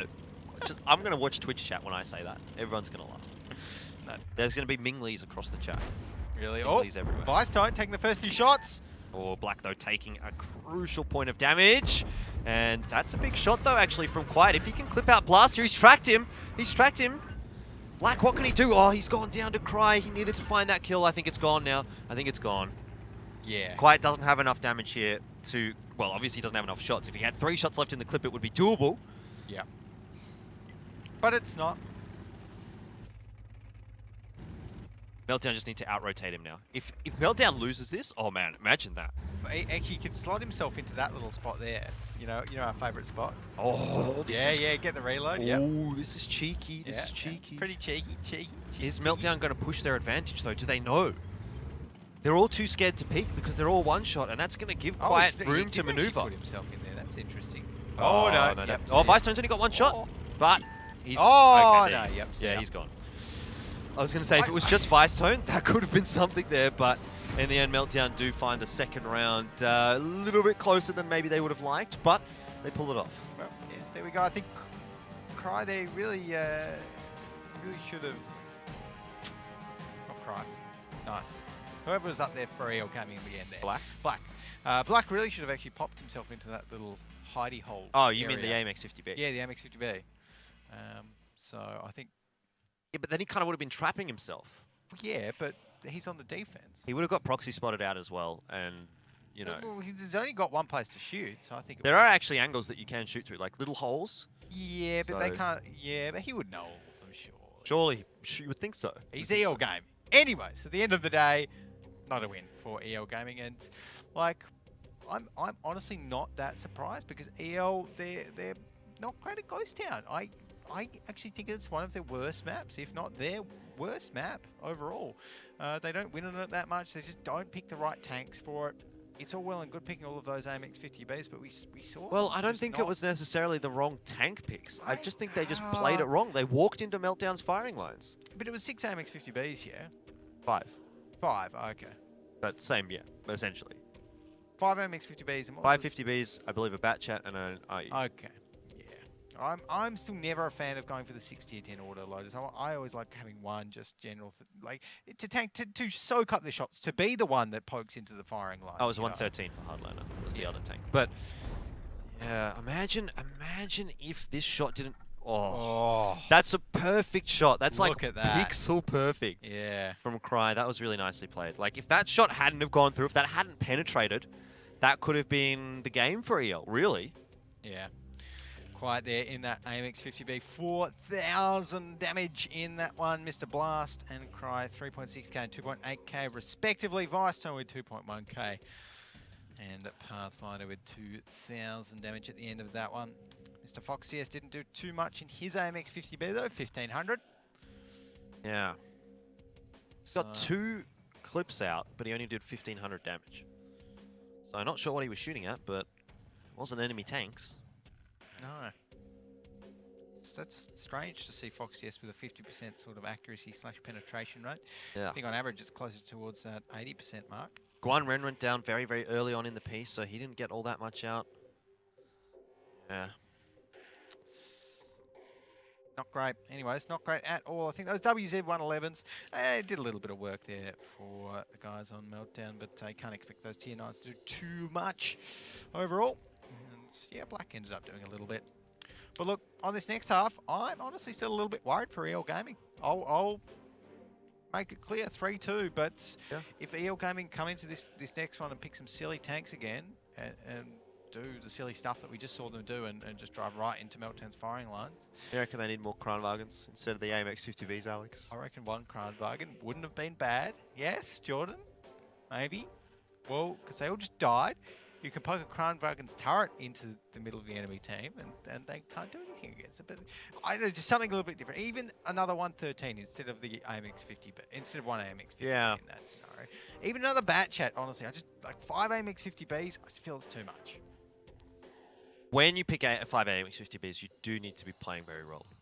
You need to be getting those picks. You can't be the ones getting picked, and that's what EL was, really. Yeah, because every single shot that's shot at an AMX 50B goes through the AMX 50B. They have very poor armor for a tier 10 heavy. Yeah, they don't even, like, they almost shouldn't really be classified as a heavy. Yeah, because they don't fill the role of a heavy tank. They fill the role of an assassin, or you know, like a long range assassin, or even. Well, yeah, an assassin, pretty much. Yeah. DPM. You want to say assassin anymore? Assassin? Assassin. Assassin. Anyways. I just heard the production room saying we need a Sweaty Blakey for that. I think we do. Yeah? For the assassin. Yeah, probably. That was a Sweaty Blakey moment from me. But we all have Sweaty Blakey moments. Yeah. I just wonder if all of our viewers out there, just who aren't quite in on the joke, if they've just tuned in for WGL. What are these guys talking about? It's like, all right, I'm gonna have a nice night of watching tanks. Might win me some prizes. That looks so good. It's like framed by the desk. It's brilliant. Yeah, it is brilliant. But shout out to any of our new viewers watching. We always love to have new viewers here on the stream. But yeah, if you're a new viewer, you're in for a bit of a treat potentially, because Meltdown have just won a half on Ghost Town against EL Gaming, making all of our predictions wrong tonight, not just mine, which is good to hear. I'm playing for the predictions, Jordan. Yeah, well, you're not winning them, mate. So you're not playing very well. You're thoughting wrong. I'm thoughting wrong. But here we go. 50Bs again for EL, but they have taken an extra 113. That's better. I like that a lot more from EL Gaming. I think 4 is just about the right amount here on Ghost Town. Going with those two 113s, a bit of bulk, RU251. You know, they can put their 113s in towards that one flag cap if they want, but Meltdown has UDES, so should be able to get some nice easy resets. Probably going to pop that UDES up on towards the hill. But yeah, this is looking better for EL. I think, judging off the picks, should be able to take it. Yeah, it's better. It's better, that's for sure. EL Gaming on the attack, though, this time. There's a UDES to go up against on the defense, so naturally we will be seeing that boost come out. But how is EL going to work around this? My real question. Guan Ren, again, like, they've just walked into the firing lines. Guan Ren, I think, lucky there to not take any damage. Yeah, well, lucky, but he didn't take any, so that's how it is at the end of the day. And now they're basically where they want to be, I feel. At least most of these EL members down here, Quiet and Guan Ren. And Momo 7's taking a little bit. Oh, Vicetone's going to catch Black here. Vicetone is going to kill Black. Uh-oh. Uh-oh, Spaghetti-O. Spaghetti, indeed. EL Gaming still not really winning these trades. Their focus is looking a lot better than Meltdown's at the moment, though. But, oh, Guan Ren. What was that? What is that? I've seen Guan Ren do something like that so many times before, where he's just driven out in front of so many enemy tanks that he knew was there. One time in particular on Ghost Town last season and Mines last season. I just don't understand it. Like, what is that? Yeah, what is happening with EL Gaming right now? This is not how we're used to seeing them playing. They're just making some silly mistakes here. Black survived, by the way, interestingly enough. But I don't think that's a very good takeaway here for EL Gaming. They need to be able to get some more damage across. Black's not going to survive much longer, is he? Oh, just got around the corner. He's doing a good job kind of trolling Pathfinder there, though. But look, right now, well, Eel's bringing it back. Eel's bringing it back. Yeah, bring back a little bit. We are going to be now seeing a 5v5. Both teams having lost 2 tier 10s right now. The HP is almost the same. Meltdown with a very slight advantage now, but after taking down Pink Pig, EL have taken another tank off the field. And Principal is going to go down there to Vicetone as well, getting pretty much his entire clip into him. So 4 very low HP tanks here for EL Gaming. Meltdown are just ripping them apart on Ghost Town, which has, in theory, been the map that they've not wanted to play this entire season, and now they're beating EL Gaming, the best team in the region, on the map. I mean, maybe it's not EL Gaming's best map, but still. I mean, really scratching my head. Yeah, really scratching my head. Meltdown, I quite like Meltdown here on Ghost Town, so I don't think that's a bad move. But let's actually not count our chickens before they've hatched, because Meltdown have actually just... Yeah, that's a good shot. That is a good one. But right now, it's a bit of an issue for EL Gaming, because... Oh, Vicetone's getting shots into the back of Nice as well. He's not going to be able to kill him, I don't think. Or he's pushing this. This might be a mistake, because Vicetone's going to get... Hardliner, rather, is going to get a free shot into the side of him, and I think if he's quick enough... Yes, he does, and that allows Nice to get a shot. So Vicetone's only a 1 shot from death now. He knows where Hardliner is. He doesn't know where Black is, but either of them is going to be able to pick up a kill here. And, oh, that was very risky from Vicetone. Now, though, he has the opportunity to actually find this kill. No, he doesn't. No. Hardliner's going to get the reset, the reload, rather. But the main concern is, where is Black? And where's Blast as well? Oh, Black's coming. Blast's coming. Everyone's coming in for the party. Blast wins the duel. Taking him down. And Hardliner can't win this. There's no way Hardliner wins this now. No. Not a chance. That's it. So, it should be there for Mr. Hardliner. Yeah, he needed to track him there. I mean, even if he had have tracked him, like, he needed at least another 2 shots to kill Blast, and then another one to kill Vicetone, and by then, Vicetone would have been able to rotate around and pick him up. So, Meltdown with the 2-0 on Ghost Town, and we're back to 3-3. EL Gaming, please. They lose against Team Efficiency. They are equal 3-3 against Meltdown, who they went 5-0 to in their last match against them. Like, they really need to stop doing Ghost Town, because they're actually, it's actually embarrassing for them this season. They're quite bad at it. You know, to put it bluntly, look, I'm not saying I'll be better, but I think the stats don't lie there, Jordan. They have just always been struggling here on Ghost Town, and I think they let that Udes get way too much damage out as well. That will probably be reflected in the post-battle stats, but like you said, you know, silly things like Guan Ren running out into the middle of Meltdown. Yeah, like what was that? They're all spotted. Like, there is no... I do stupid things, but... No, I really do. I do stupid things in World of Tanks, but I don't think even I would have done that. Not just in World of Tanks. Like, seriously. Oh, Alex. You're on fire tonight. Yeah. It's cooled down a bit. I'm not sure how I'm on fire. Well, what is this? This is it. Just like... They're spotted. Why? Bang Bang spotted. Pathfinder spotted. They have ammo in their clips. This was a great shot, though. That was sexy by Blast. Oh, yeah? Yep. Sexy Udes. Oh, no. Vicetone off the top there. 5,000 damage in his Bat Chat. 25T. Look, I mean, that's Mr. Bat Chat. Whenever we see Meltdown winning, it's always Vicetone, Blast, and usually Pink Pig, but this time Pathfinder up the top as well. But look, Blast in that Udes. 2k damage. Perfect for a tier 8. Do you think that maybe EL Gaming, out of all the teams, would know how to play against UDES here on Ghost Town, not get into its firing lines? But obviously not. So Yeah, Guanren, I want to see what Guanren managed to do. I think he got 3 or 4 shots off, tops. So, I don't know, Alex, I really don't know. Yeah, oh, wow. Not even that. He only got 1 shot of damage off. Like, so that means he still had 2 shots. He had 3 shots in the clip when he peaked because he fired 1. Yeah. Like, yeah. I have no words. You have no words. That's pretty ugly there by Mr. Guanren. Maybe, I don't know, we can give them the benefit of the doubt. Can we hashtag bring back Sphinx? Yeah. Like, I don't know, is it time? I actually think it's time. I'd rather have Sphinx than Guanren. Let's be honest. Principle even, honestly. Well, 3-3, but yeah, I think EL Gaming there really need to stop letting that UDS do what it did, because at the end of the day, UDES, it has 2,000 damage per minute on its gun. It's a very good gun for a tier 8 tank destroyer. It's a very good gun for a tier 8 in general. Better than some tier 9 guns, I'm sure. Yeah. And to just let it have free reign like that, deal over 2,000 damage, really, really, really kind of just dodgy play.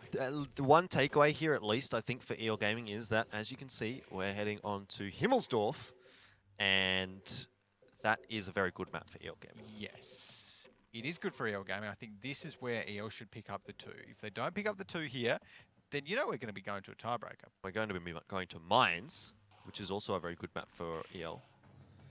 So in a tiebreaker. Yeah, I understand. Against Meltdown. I understand. I even though, like, if we get to the tiebreak, I don't think Meltdown picks that up.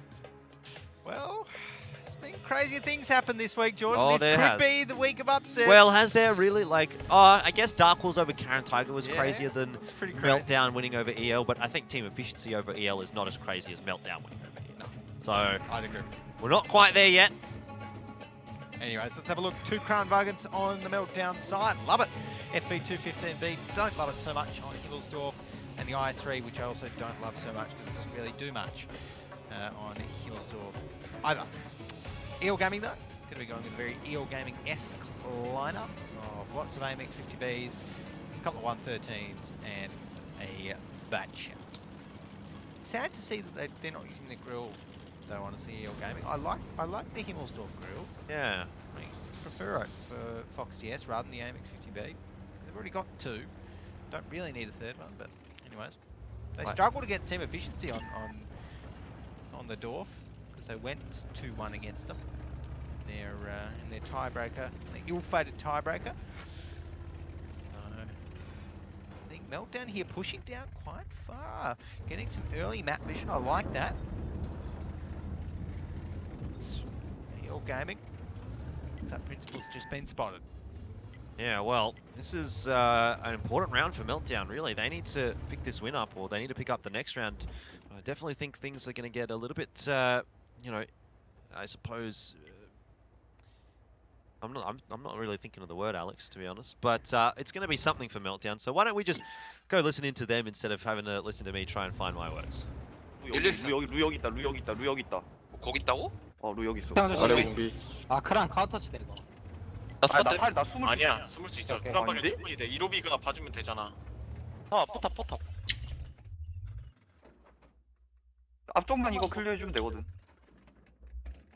113. 113. 혹시 이득은 안 봤지? 이득 한번 봤어. 한번 봤어. 한번 봤어. 아 2분이야 2분. 나 루 2대 맞고 쟤도 5공대 한 대 맞고 비슷비슷해.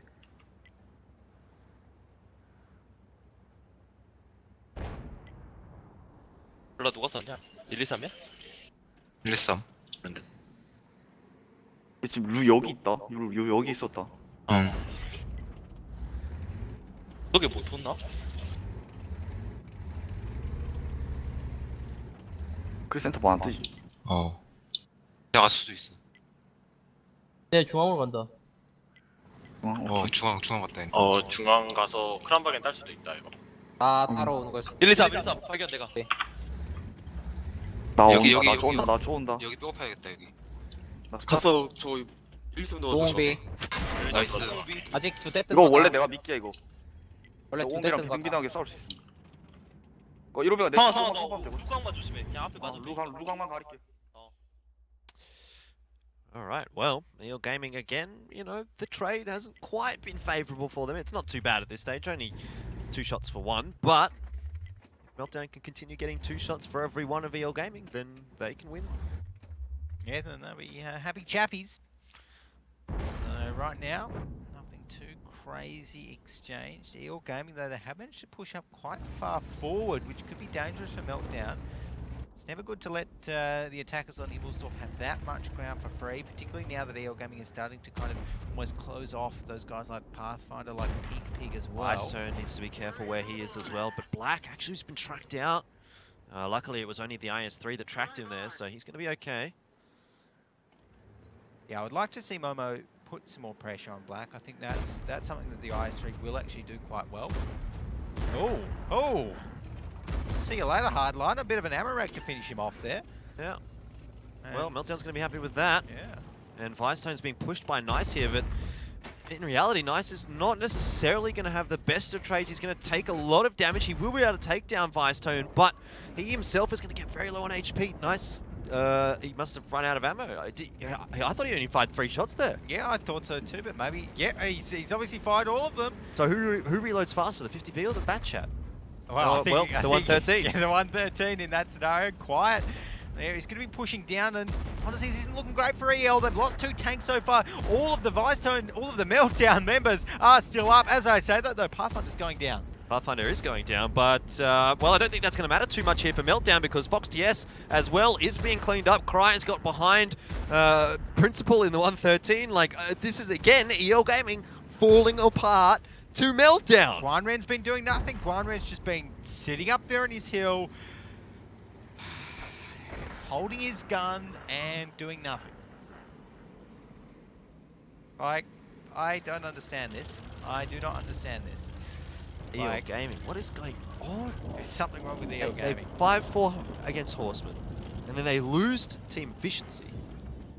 And now they're going to, at the very worst, or at the very best, they're going to be able to win 5-4 against Meltdown, who have really looked very, very streaky so far this season. Yeah, I mean, Meltdown, their recent record, loss, win, loss.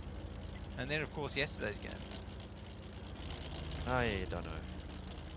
Well, yesterday's game was a forfeit win over Coalition 2. Yeah, so not really a win. So not really anything. But I don't know. I honestly don't know what's going on for EL Gaming here.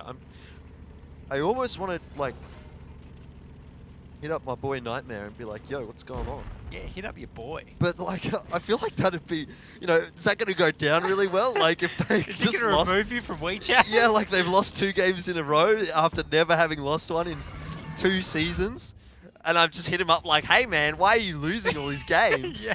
He'll just be like, I don't want to say it, but he'll say something very rude and tell me to go away, I reckon.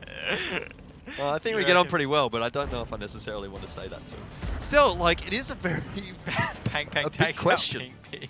Well, I mean, a bit of a celebration TK. Does that count as damage dealt? No, I don't think so. Are you sure? I'm fairly certain it okay. doesn't.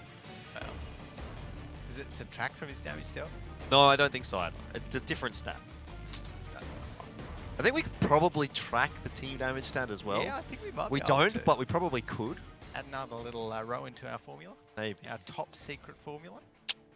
All of the other WGL regions want it. You know, they're all mad jelly. They're all quite impressed with our formula.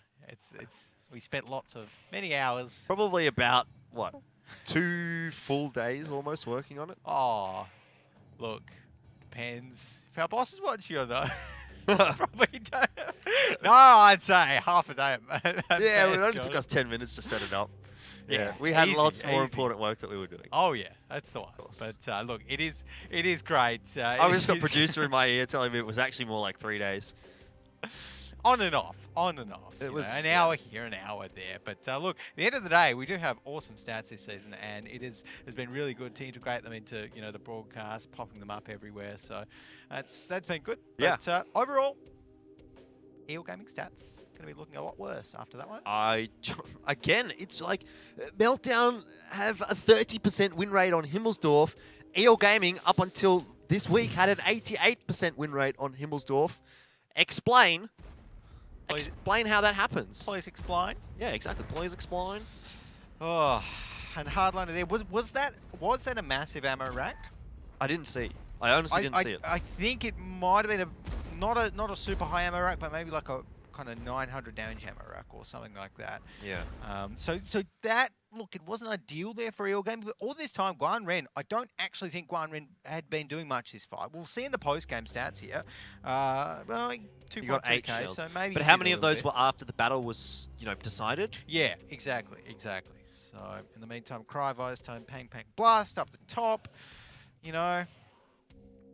That's. It was good for Meltdown. Look, I liked how Meltdown pushed out early, got into some good positions early, and really kind of closed off the map a little bit. But yeah, still just mistakes from EL, and I've never seen them do that. EL game, I've never seen them do that push all the way up the courtyard, excuse me, and get, I don't know, get behind or try and get behind the defending team, but just completely fail like that. I don't know. I do not know. But Hardliner, no damage dealt. 0 damage, and the IS-3, 803. IS-3 did a little bit of work, at least.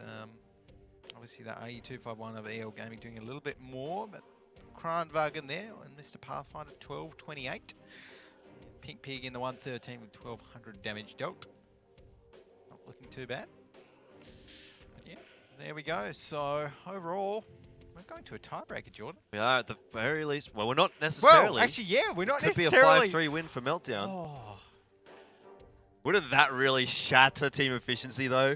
Imagine if you're like, yes, we're the first team in like 2 seasons to beat EL. I think they'd still be happy. Yeah, of course they'll still be happy, but then the very next day, another team does it and better. It does kind of take it a notch down a little bit in the claim train, in the sort of awards ranking, I guess. Oh, that would be so funny.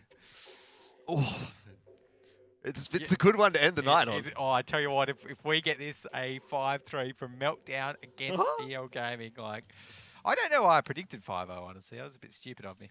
Oh, well, wouldn't be the first time, It's Alex. I know why I predicted 5-1, and it wasn't because I thought this EL Gaming was going to be playing. It's because I thought the good EL Gaming was going to be playing. This is not the good EL Gaming. No. This is like, I don't even know what EL Gaming this is. It's just like, they've got mainly the same players. They still practice a lot of World of Tanks. They live in a gaming house that's dedicated to World of Tanks.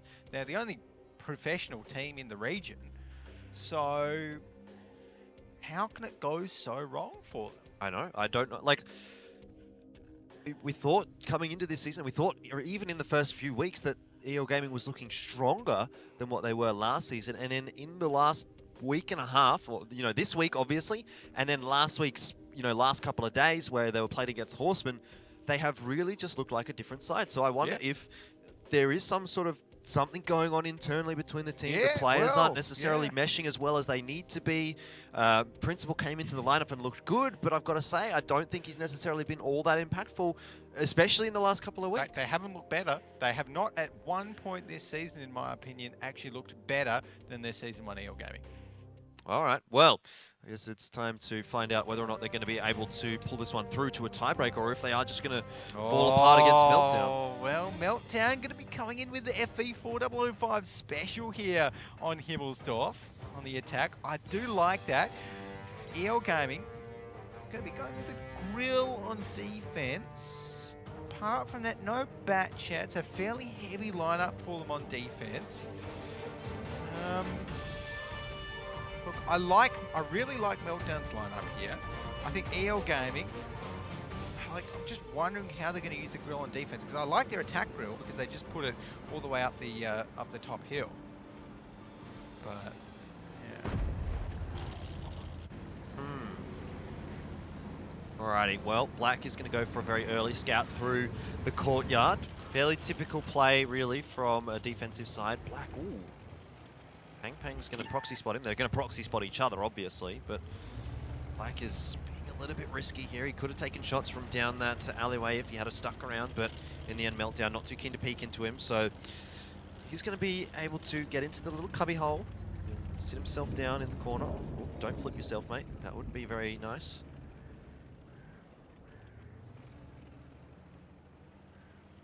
Right now, you can see Meltdown almost doing like a kind of ELE strat where they sit around near the church here, but they won't be sitting too still, heading out towards the one flag potentially. And EL don't have too many people out towards the one flag, so if Meltdown commit to a push out here, then that could work out quite well for them early on. EL only really have Fox TS able to get some shots on towards Meltdown if they end up crossing here, and it's only one shot that he's going to be able to get before he has to back out. So, look, early signs, not looking bad here for Meltdown. They're getting where they want to get on the map without having taken too much damage. Yeah, they have. Firestone still lurking around up towards the hill as well, so he could be a powerful player for Meltdown if he can continue lurking around in position. Pang Pang takes a couple of shots though, and he's lost his commander, so that's really bad for a light tank. It halves your view range. So, does he have a med kit, or has he used it already? Maybe he's gone with the double repair kit set up, Pang Pang. Yeah. Which, it isn't uncommon. It's so rare to lose your commander though in a WGL game before just dying. Yeah, but that's really bad. Like for a 1390 to lose the commander, it's such a big deal. The tank that's supposed to be doing the spotting. Anyway. It's not ideal, but anyways, EL Gaming here, they've got 3 tanks pushing up towards the hill. Hardliner might be joining them here for a little bit of a push. So Vicetone, you have to be careful, but Vicetone is in a bat chat. As long as he spots them out early enough, it shouldn't be too much of a problem. And Black's just spotted at least 2 members of EL Gaming out. Vicetone needs to get out of here. I think he knows it. He's going to get out just in time by the looks of things. Those 50Bs, or maybe they can get one shot onto him each. Doesn't look like they're even going to spot him out. Or they do spot him, but he's out already, so it's okay. Good awareness. Brilliant. Just like that, Meltdown now know that there are at least 2. I'm not sure if they spotted out Quan Ren, but They definitely spotted 2. 2 of EL Gaming's tanks up on the hill. That's a huge amount of knowledge because it's a very, very long rotate. Vicetone, I'm not sure what he's sticking around for though. I guess he's continuing to just to try and delay these AMX-50Bs while maybe Meltdown is able to do something else across the map. But from what I'm seeing, at least from EL Gaming's point of view, is that there's not much going on. Oh, that's a great shot though into Nice. Where did that come from? I don't even know where that came from. It was 800 damage. I guess it might have been just yet 2 of the... Was it Cry? I don't know. It might have been Cry. I'm not sure. Anyways, good shot nonetheless, whoever it was. So, well, EL Gaming not off to a brilliant start here. They do technically have the HP advantage still, and been able to set up on the hill. The good news for them is as well that Meltdown haven't actually pressured the cap too much. I almost would have rather seen Meltdown put Pang Pang on the cap while all of that was happening, because Pang Pang I don't really think he's been doing too much. And look, he's a light tank with a dead commander, so why not just put him on the cap and just have him be a bit of I think so. I mean, he's not going to be doing much else really, especially in a 1390. Like, he's not the quickest of tanks. It doesn't have that great damage. The penetration, the accuracy is not excellent on it, you know. So, see what happens here for Meltdown. Does look like they're sending actually the IS-7 forward. He, as of yet, hasn't been spotted out. Oh, now he has. Grill shot in towards him. So, and another shot in towards him. So yeah, that's a lot of free damage over to EL Gaming. So that's kind of just secured themselves back into this round. They were looking a bit shaky, but I think again we can sort of, you know, throw our dice in with EL Gaming as Pang Pang goes down as well. So slowly but surely the advantage is now starting to rack up for EL. Yeah, this is good. I think that Meltdown lost an opportunity by not pushing in that light tank earlier, and they're paying for it now. See Fox TS in that grill 15. Well, I was wondering about how they would use the grill on the defensive side, and this is a perfect place for it. Nice long corridor for it to fire down, and the IS-7's gun is not going to be a match for that. Oh, long. Yeah, another free bit of damage there for Meltdown, though. That's unfortunate not to do all that much damage. Yeah, to an AU251. Oh, and he's being punished for it now as well. Hardliner's pushed forward, taking a shot into him. Hardliner does take a trade, though. So overall, Meltdown, I think still a little worse for wear, especially now that Momo's taking a bit of damage. He's lost his gunner. His gun, rather. He's had to repair that one up. Yeah. And honestly, that's the sort of shot from Kai that I'm very, very surprised it didn't go through. Yeah. You know, shooting against an AU251 paid for armor, maybe it was just happened to be it hit an angle that was a little bit too much, or I'm not too sure, but Hesh should go through that. What if he was firing AP, Alex? Well, then it would have dealt 1,000 damage, and he would have been better off. Yeah. So, yeah, went fixing that. Well, Anyways. yeah. Vicetone, though, should be able to actually clean up Nice here. I don't think Nice has got any backup, and that's not going to help. Nice does go down. Oh, in the meanwhile, Momo does take down Black as well, so a very, very quick swing here for Meltdown. They bind 2 tanks for nothing for now, and it's actually a tank advantage for Meltdown. Yeah, just like that. Meltdown on the edge here. 3 minutes and 13 seconds. They are on the attack, so they do have to make something happen. Oh, not a huge amount. No, not that much. A decent amount, though, a decent amount. Principal trying to go for a duel up against Pink Pig here, but Pink Pig should get at least one more shot off here, although he's having trouble turning his turret in time. Looks like he's got it around in the end. Principal reloaded faster. Yep. Okay. Anyway, Fox TS in the grill does take down Cry in the 4-0-5. I think EL Gaming should be able to wrap this up. This is looking much better for them. Meltdown, only 4 members left. Way, way lower in HP. About 3,600 HP is the advantage now to EL Gaming. And now with that FV4005 off the field, that hasn't had much of an impact so far. I think EL has a lot less dangers for them. But as I say, that quite gets dropped pretty low. Momo taking the shell there as well. Like, look at how much module and crew damage is on Meltdown. Like, this would be a bad situation even with just that HP disadvantage, but having all of those modules damaged as well, it just makes life so much more difficult. Yeah, it's those modules that are the real killer for Pathfinder particularly, because he's a crippled 113 there. And when you've only got 4 tanks left, oh no, you can't afford to. Can't afford to have your driver dead, your loader dead. Just doesn't work. Your track's ripped off, that's it. So, EL Gaming should be able to close this one out, but I tell you what, that was close. Definitely could have gone either way. Yep. Blast will take down Quiet here, but it's really just a consolation prize at this stage. There's no way Meltdown is going to be able to win this one, so we're definitely going to tiebreaker. Yep. Definitely going to a tiebreaker, and a tiebreaker map tonight is going to be Mines, is it? Sure. It is anyway, Mines. It is Mines. There we go. So, EL Gaming end up taking it to a tiebreaker. Very, very close. I think if Meltdown honestly had just pushed a little bit of their advantage early on, once they spotted out those tanks on the hill, if they'd have got their AMX 1390 on towards that cap on the railway line, yeah, then maybe that would have been enough pressure to tip EL over the edge.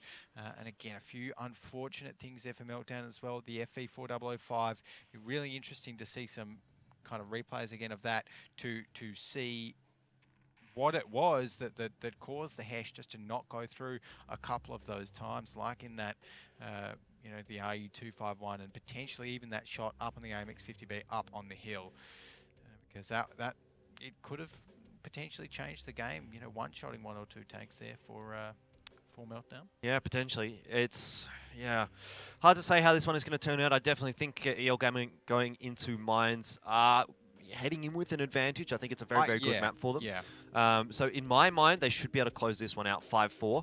In saying that, though, getting to the tiebreaker even for Meltdown is such an achievement. It's really good for Meltdown. Meltdown cannot be disappointed with this. Again, this is EL Gaming. This is a team which I think went to tiebreakers 2 times last season against B Gaming, and that was it. This season, though, tiebreaker against Team Efficiency, tiebreaker against the Horseman. You know, really looking shaky after that loss to Team Efficiency, and in the lead up to the loss to Team Efficiency. Yeah, even to go 5-4 against Horseman, who this week have really looked not very good at all. Yeah, really, really strange. But let's take a look at what went wrong there for... Oh, look at that. Look at that. Pang just getting stopped from going onto the cap. That was big. Nice as well. That was a good kill there from Vicetone. Vicetone, honestly, Vicetone played the hill perfectly, so he was doing really, really well for Meltdown, as per usual, of course. Yeah, there we go. So 2.8k damage for Vicetone, quite up the top there. 3.2 thousand damage in his AMX 50B, and it was Fox TS in that grill. It's a tank he's so comfortable in. 2.5k damage. Yep. Good to see Fox TS doing well there again for EL, but just to allow Meltdown to get through to this position is very, very uncharacteristic again of EL Gaming. I mean, that round in particular looked a lot better for them. They kind of just slowly but steadily got the wins, and they got the trade advantages and that kind of thing, and that's what we tend to see, or what we expect really from EL Gaming. But, you know, still quite confronting almost. Yeah. To see this kind of a result. Yeah, well, look at that down the bottom. Unfortunately, Pink Pig in his IS-7 only managed to get one shot off, which is, it's never what you're looking for on the Meltdown side. And Blast, again, we look to him to really deal lots of damage on the Meltdown side, but 12-15, nothing special. So at the end of that, EL did survive with 4 tanks left, which is quite a few, and yeah, just wasn't quite able to, I don't know, take any sort of, make any sort of strong plays there. It just felt like they were still, I don't know, still struggling towards the end. They did pull off the win. They did have 4 tanks left, but I felt as though that was more because of a few minor mistakes from Meltdown, like the mistake with the IS-7 that pushed out and got shot by the grill a few times on the cap, a few little unlucky rolls with that FE400-5 that we didn't see do much, that sort of thing. Yeah, so looking forward to Mines now, the tiebreaker map. Meltdown did get to choose the side. They have opted to go for defense. So EL Gaming is going to find themselves on the attack. I don't think it's going to worry them all that much. Both sides of Mines so far this season, coming into this week at least, were 100% win rate for EL.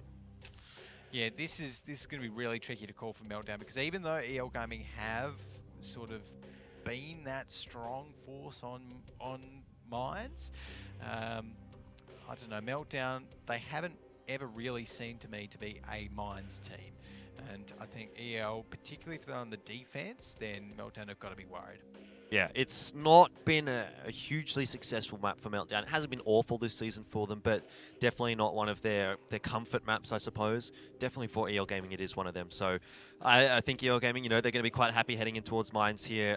It's a good roll of the dice, I suppose, for them, given that Mines ended up being the tiebreaker map for tonight. You know, maybe if we had have seen Ghost Town as the tiebreaker map or something like that, it could have been some sort of an issue for EL Gaming, but heading into this one, they will be pretty comfortable.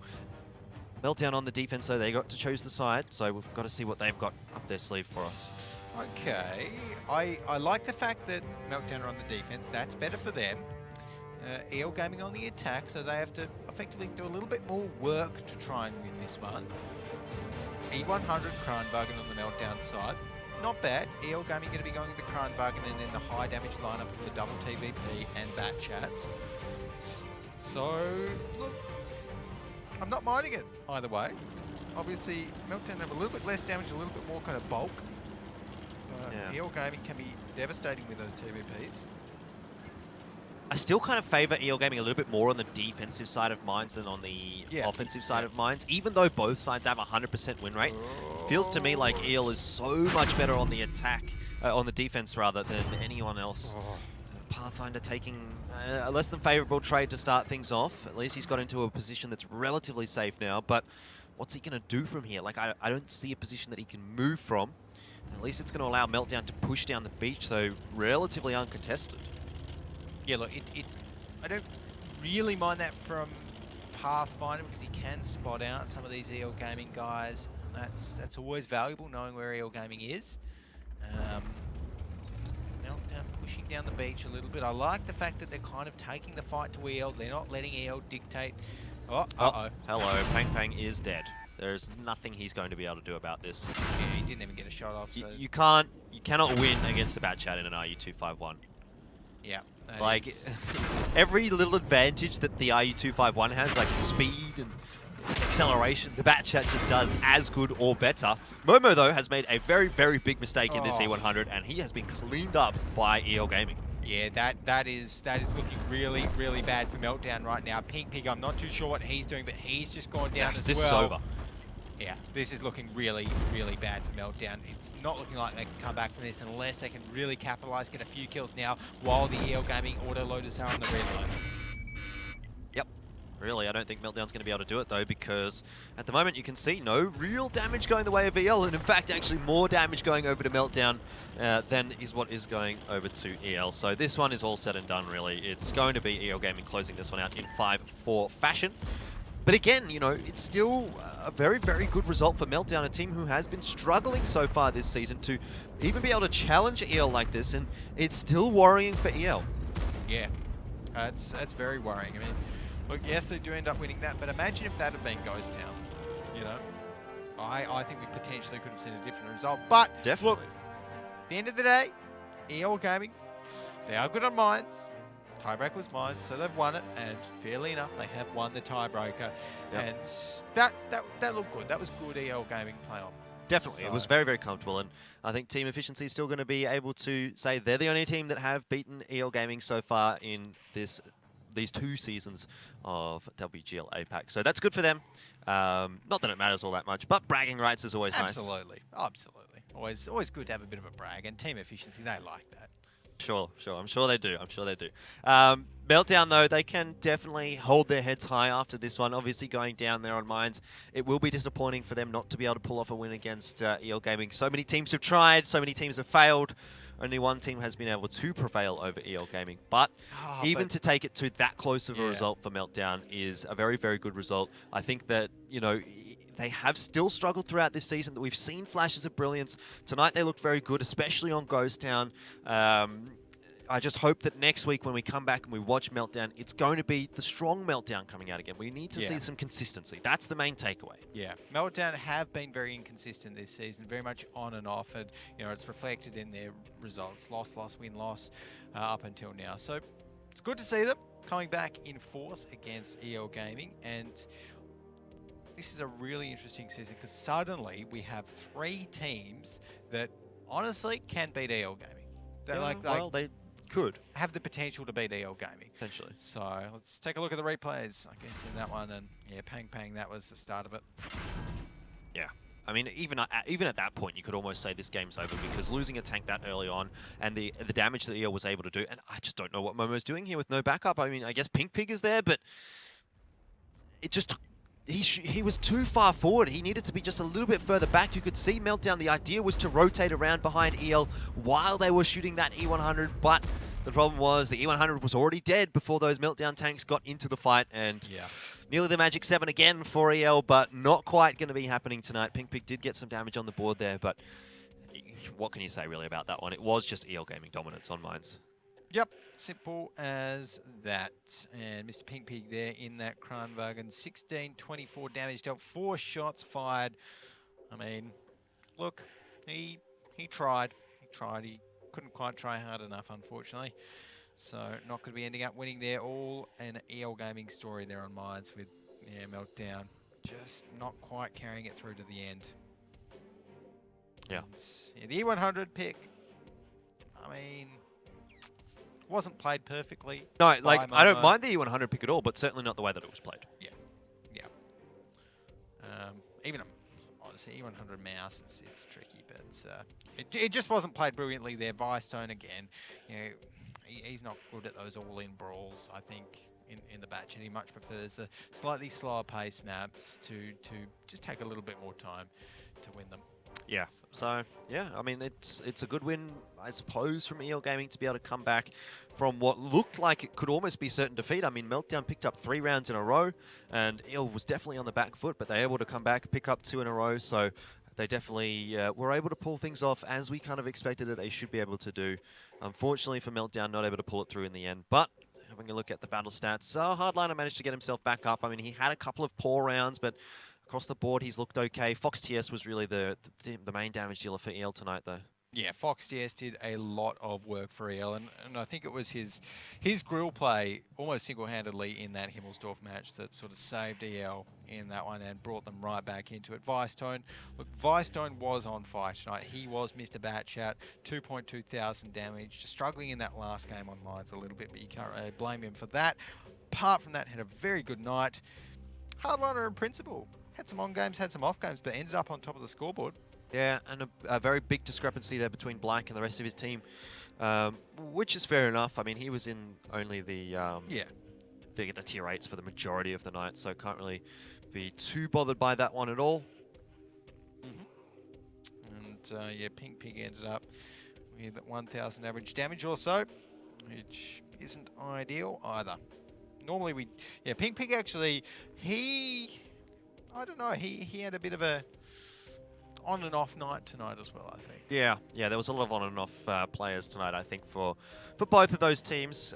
In the end, it resulted in a very close series, 5-4, but EL Gaming still just having that one little bit of extra that they needed to get over Meltdown. I think, obviously, the tiebreaker map was in their favor from the start. Yeah.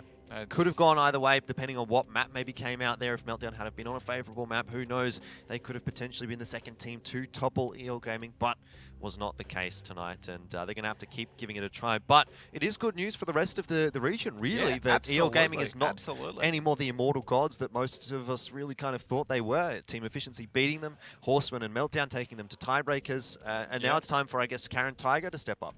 Yeah. And I think Karen Tiger can do it.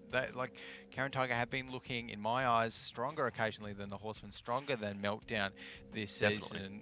So there's no reason why they can't take EL to a tiebreaker now as well, unless EL sorts out whatever's been happening to them in this last week. Yeah, definitely. So, well, it's been an interesting day, that's for sure. We have seen some fairly expected results, barring that final one. I think, you know, Dark Horse, Karen Tiger, Team Efficiency, Horseman, Karen Tiger, all expected to win their matches there relatively convincingly, and they were able to do that. EL Gaming, the only one kind of faltering tonight. Yeah, it's strange. I mean, look, props to Team Efficiency for their early match against the Dark Wolves going 5-0. Horseman and TCZ, like you said, that was fairly expected. But yeah, EL Gaming, that's the story of tonight. 5-4 again, looking just a little bit weak. So I want to see more teams take it to EL Gaming, and I want to see that continue next week. Yeah, definitely. And, well, before we get into next week, might be a good time to catch up with how things are looking throughout the rest of the league. Team Efficiency still being pipped to the post by EL Gaming, but you've got to remember, they still have 2 games in the bank. So, really, technically, I think Team Efficiency could be up in number 1 once they've played those 2 games, if they're able to continue how things are going for them at the moment. Meltdown actually overtaking Horseman. It's been a really, really poor week for Horseman this week. They have not had the results that I would have expected coming out from them, and Meltdown certainly have stepped up to the plate. So that is kind of a surprising result for me. You know, coming into this week, if you had have said Meltdown was going to overtake Horseman, I would have been like, yeah, not so sure about that. Yeah, well, I would have agreed with you last week. They definitely didn't look too strong, but there we go. They ended up a little bit higher, and unfortunately for TCZ, they had a little shine moment where they got in front of the Dark Horse, but then the Dark Horse pull out random win. Over Karen Tiger, nonetheless. But that is going to be it from us this week. It has certainly been a very up and down week. Some predictions from all of us have been wildly off the mark. But, yeah, hopefully you guys can tune in next week. We are going to be back on Friday. So until then, have a good night and happy tanking. The remaining Dark Horse players can do.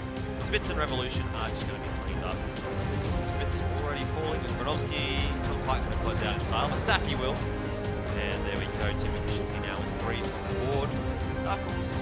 Fox and 2 shots onto OBOV could send him flying. So Chippies, he needs to come up huge. He needs to get this kill. He's being so hesitant. Here comes Hawks off the rig. Gets a great shot, and Spencer punishes him. Beautiful stuff. The last hope left for Coalition Zoo may have been maybe a little bit less than Supply, but he's not going to get the spotting out. He's not going to get the information, like you said. He's relaying it back to the troops. Oh, we're seeing a little bit of a sumo fight here. Polly, what are you doing, mate? You just keep until going anywhere. I think what he was trying to do there is just knock the STRV up so that he could get shots onto more damage.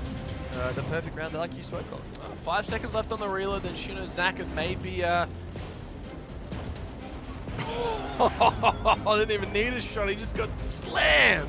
Something really dumb on Prokhorovka, which admittedly we have seen some questionable plays from team efficiency on Prokhorovka at times, Skell, but I think they should be right. Yeah. If you're A bit of pressure here, but certainly EL Gaming is winning this trade even though Black is taking so much damage. Black actually might die to the fall damage here. Nope, he's going to be okay. But I think, you know, look, across the board, look at how much damage Meltdown has taken. Oh, no! A bit of pressure here, but certainly EL Gaming is winning this trade even though Black is taking so much damage. Black actually might die to the fall damage here. Nope, he's going to be okay. But I think, you know, look, across the board, look at how much damage Meltdown has taken. Oh, no! G'day fellas and Sheilas and Alex, please. Welcome back to the WGL APAC Season 2. We're into our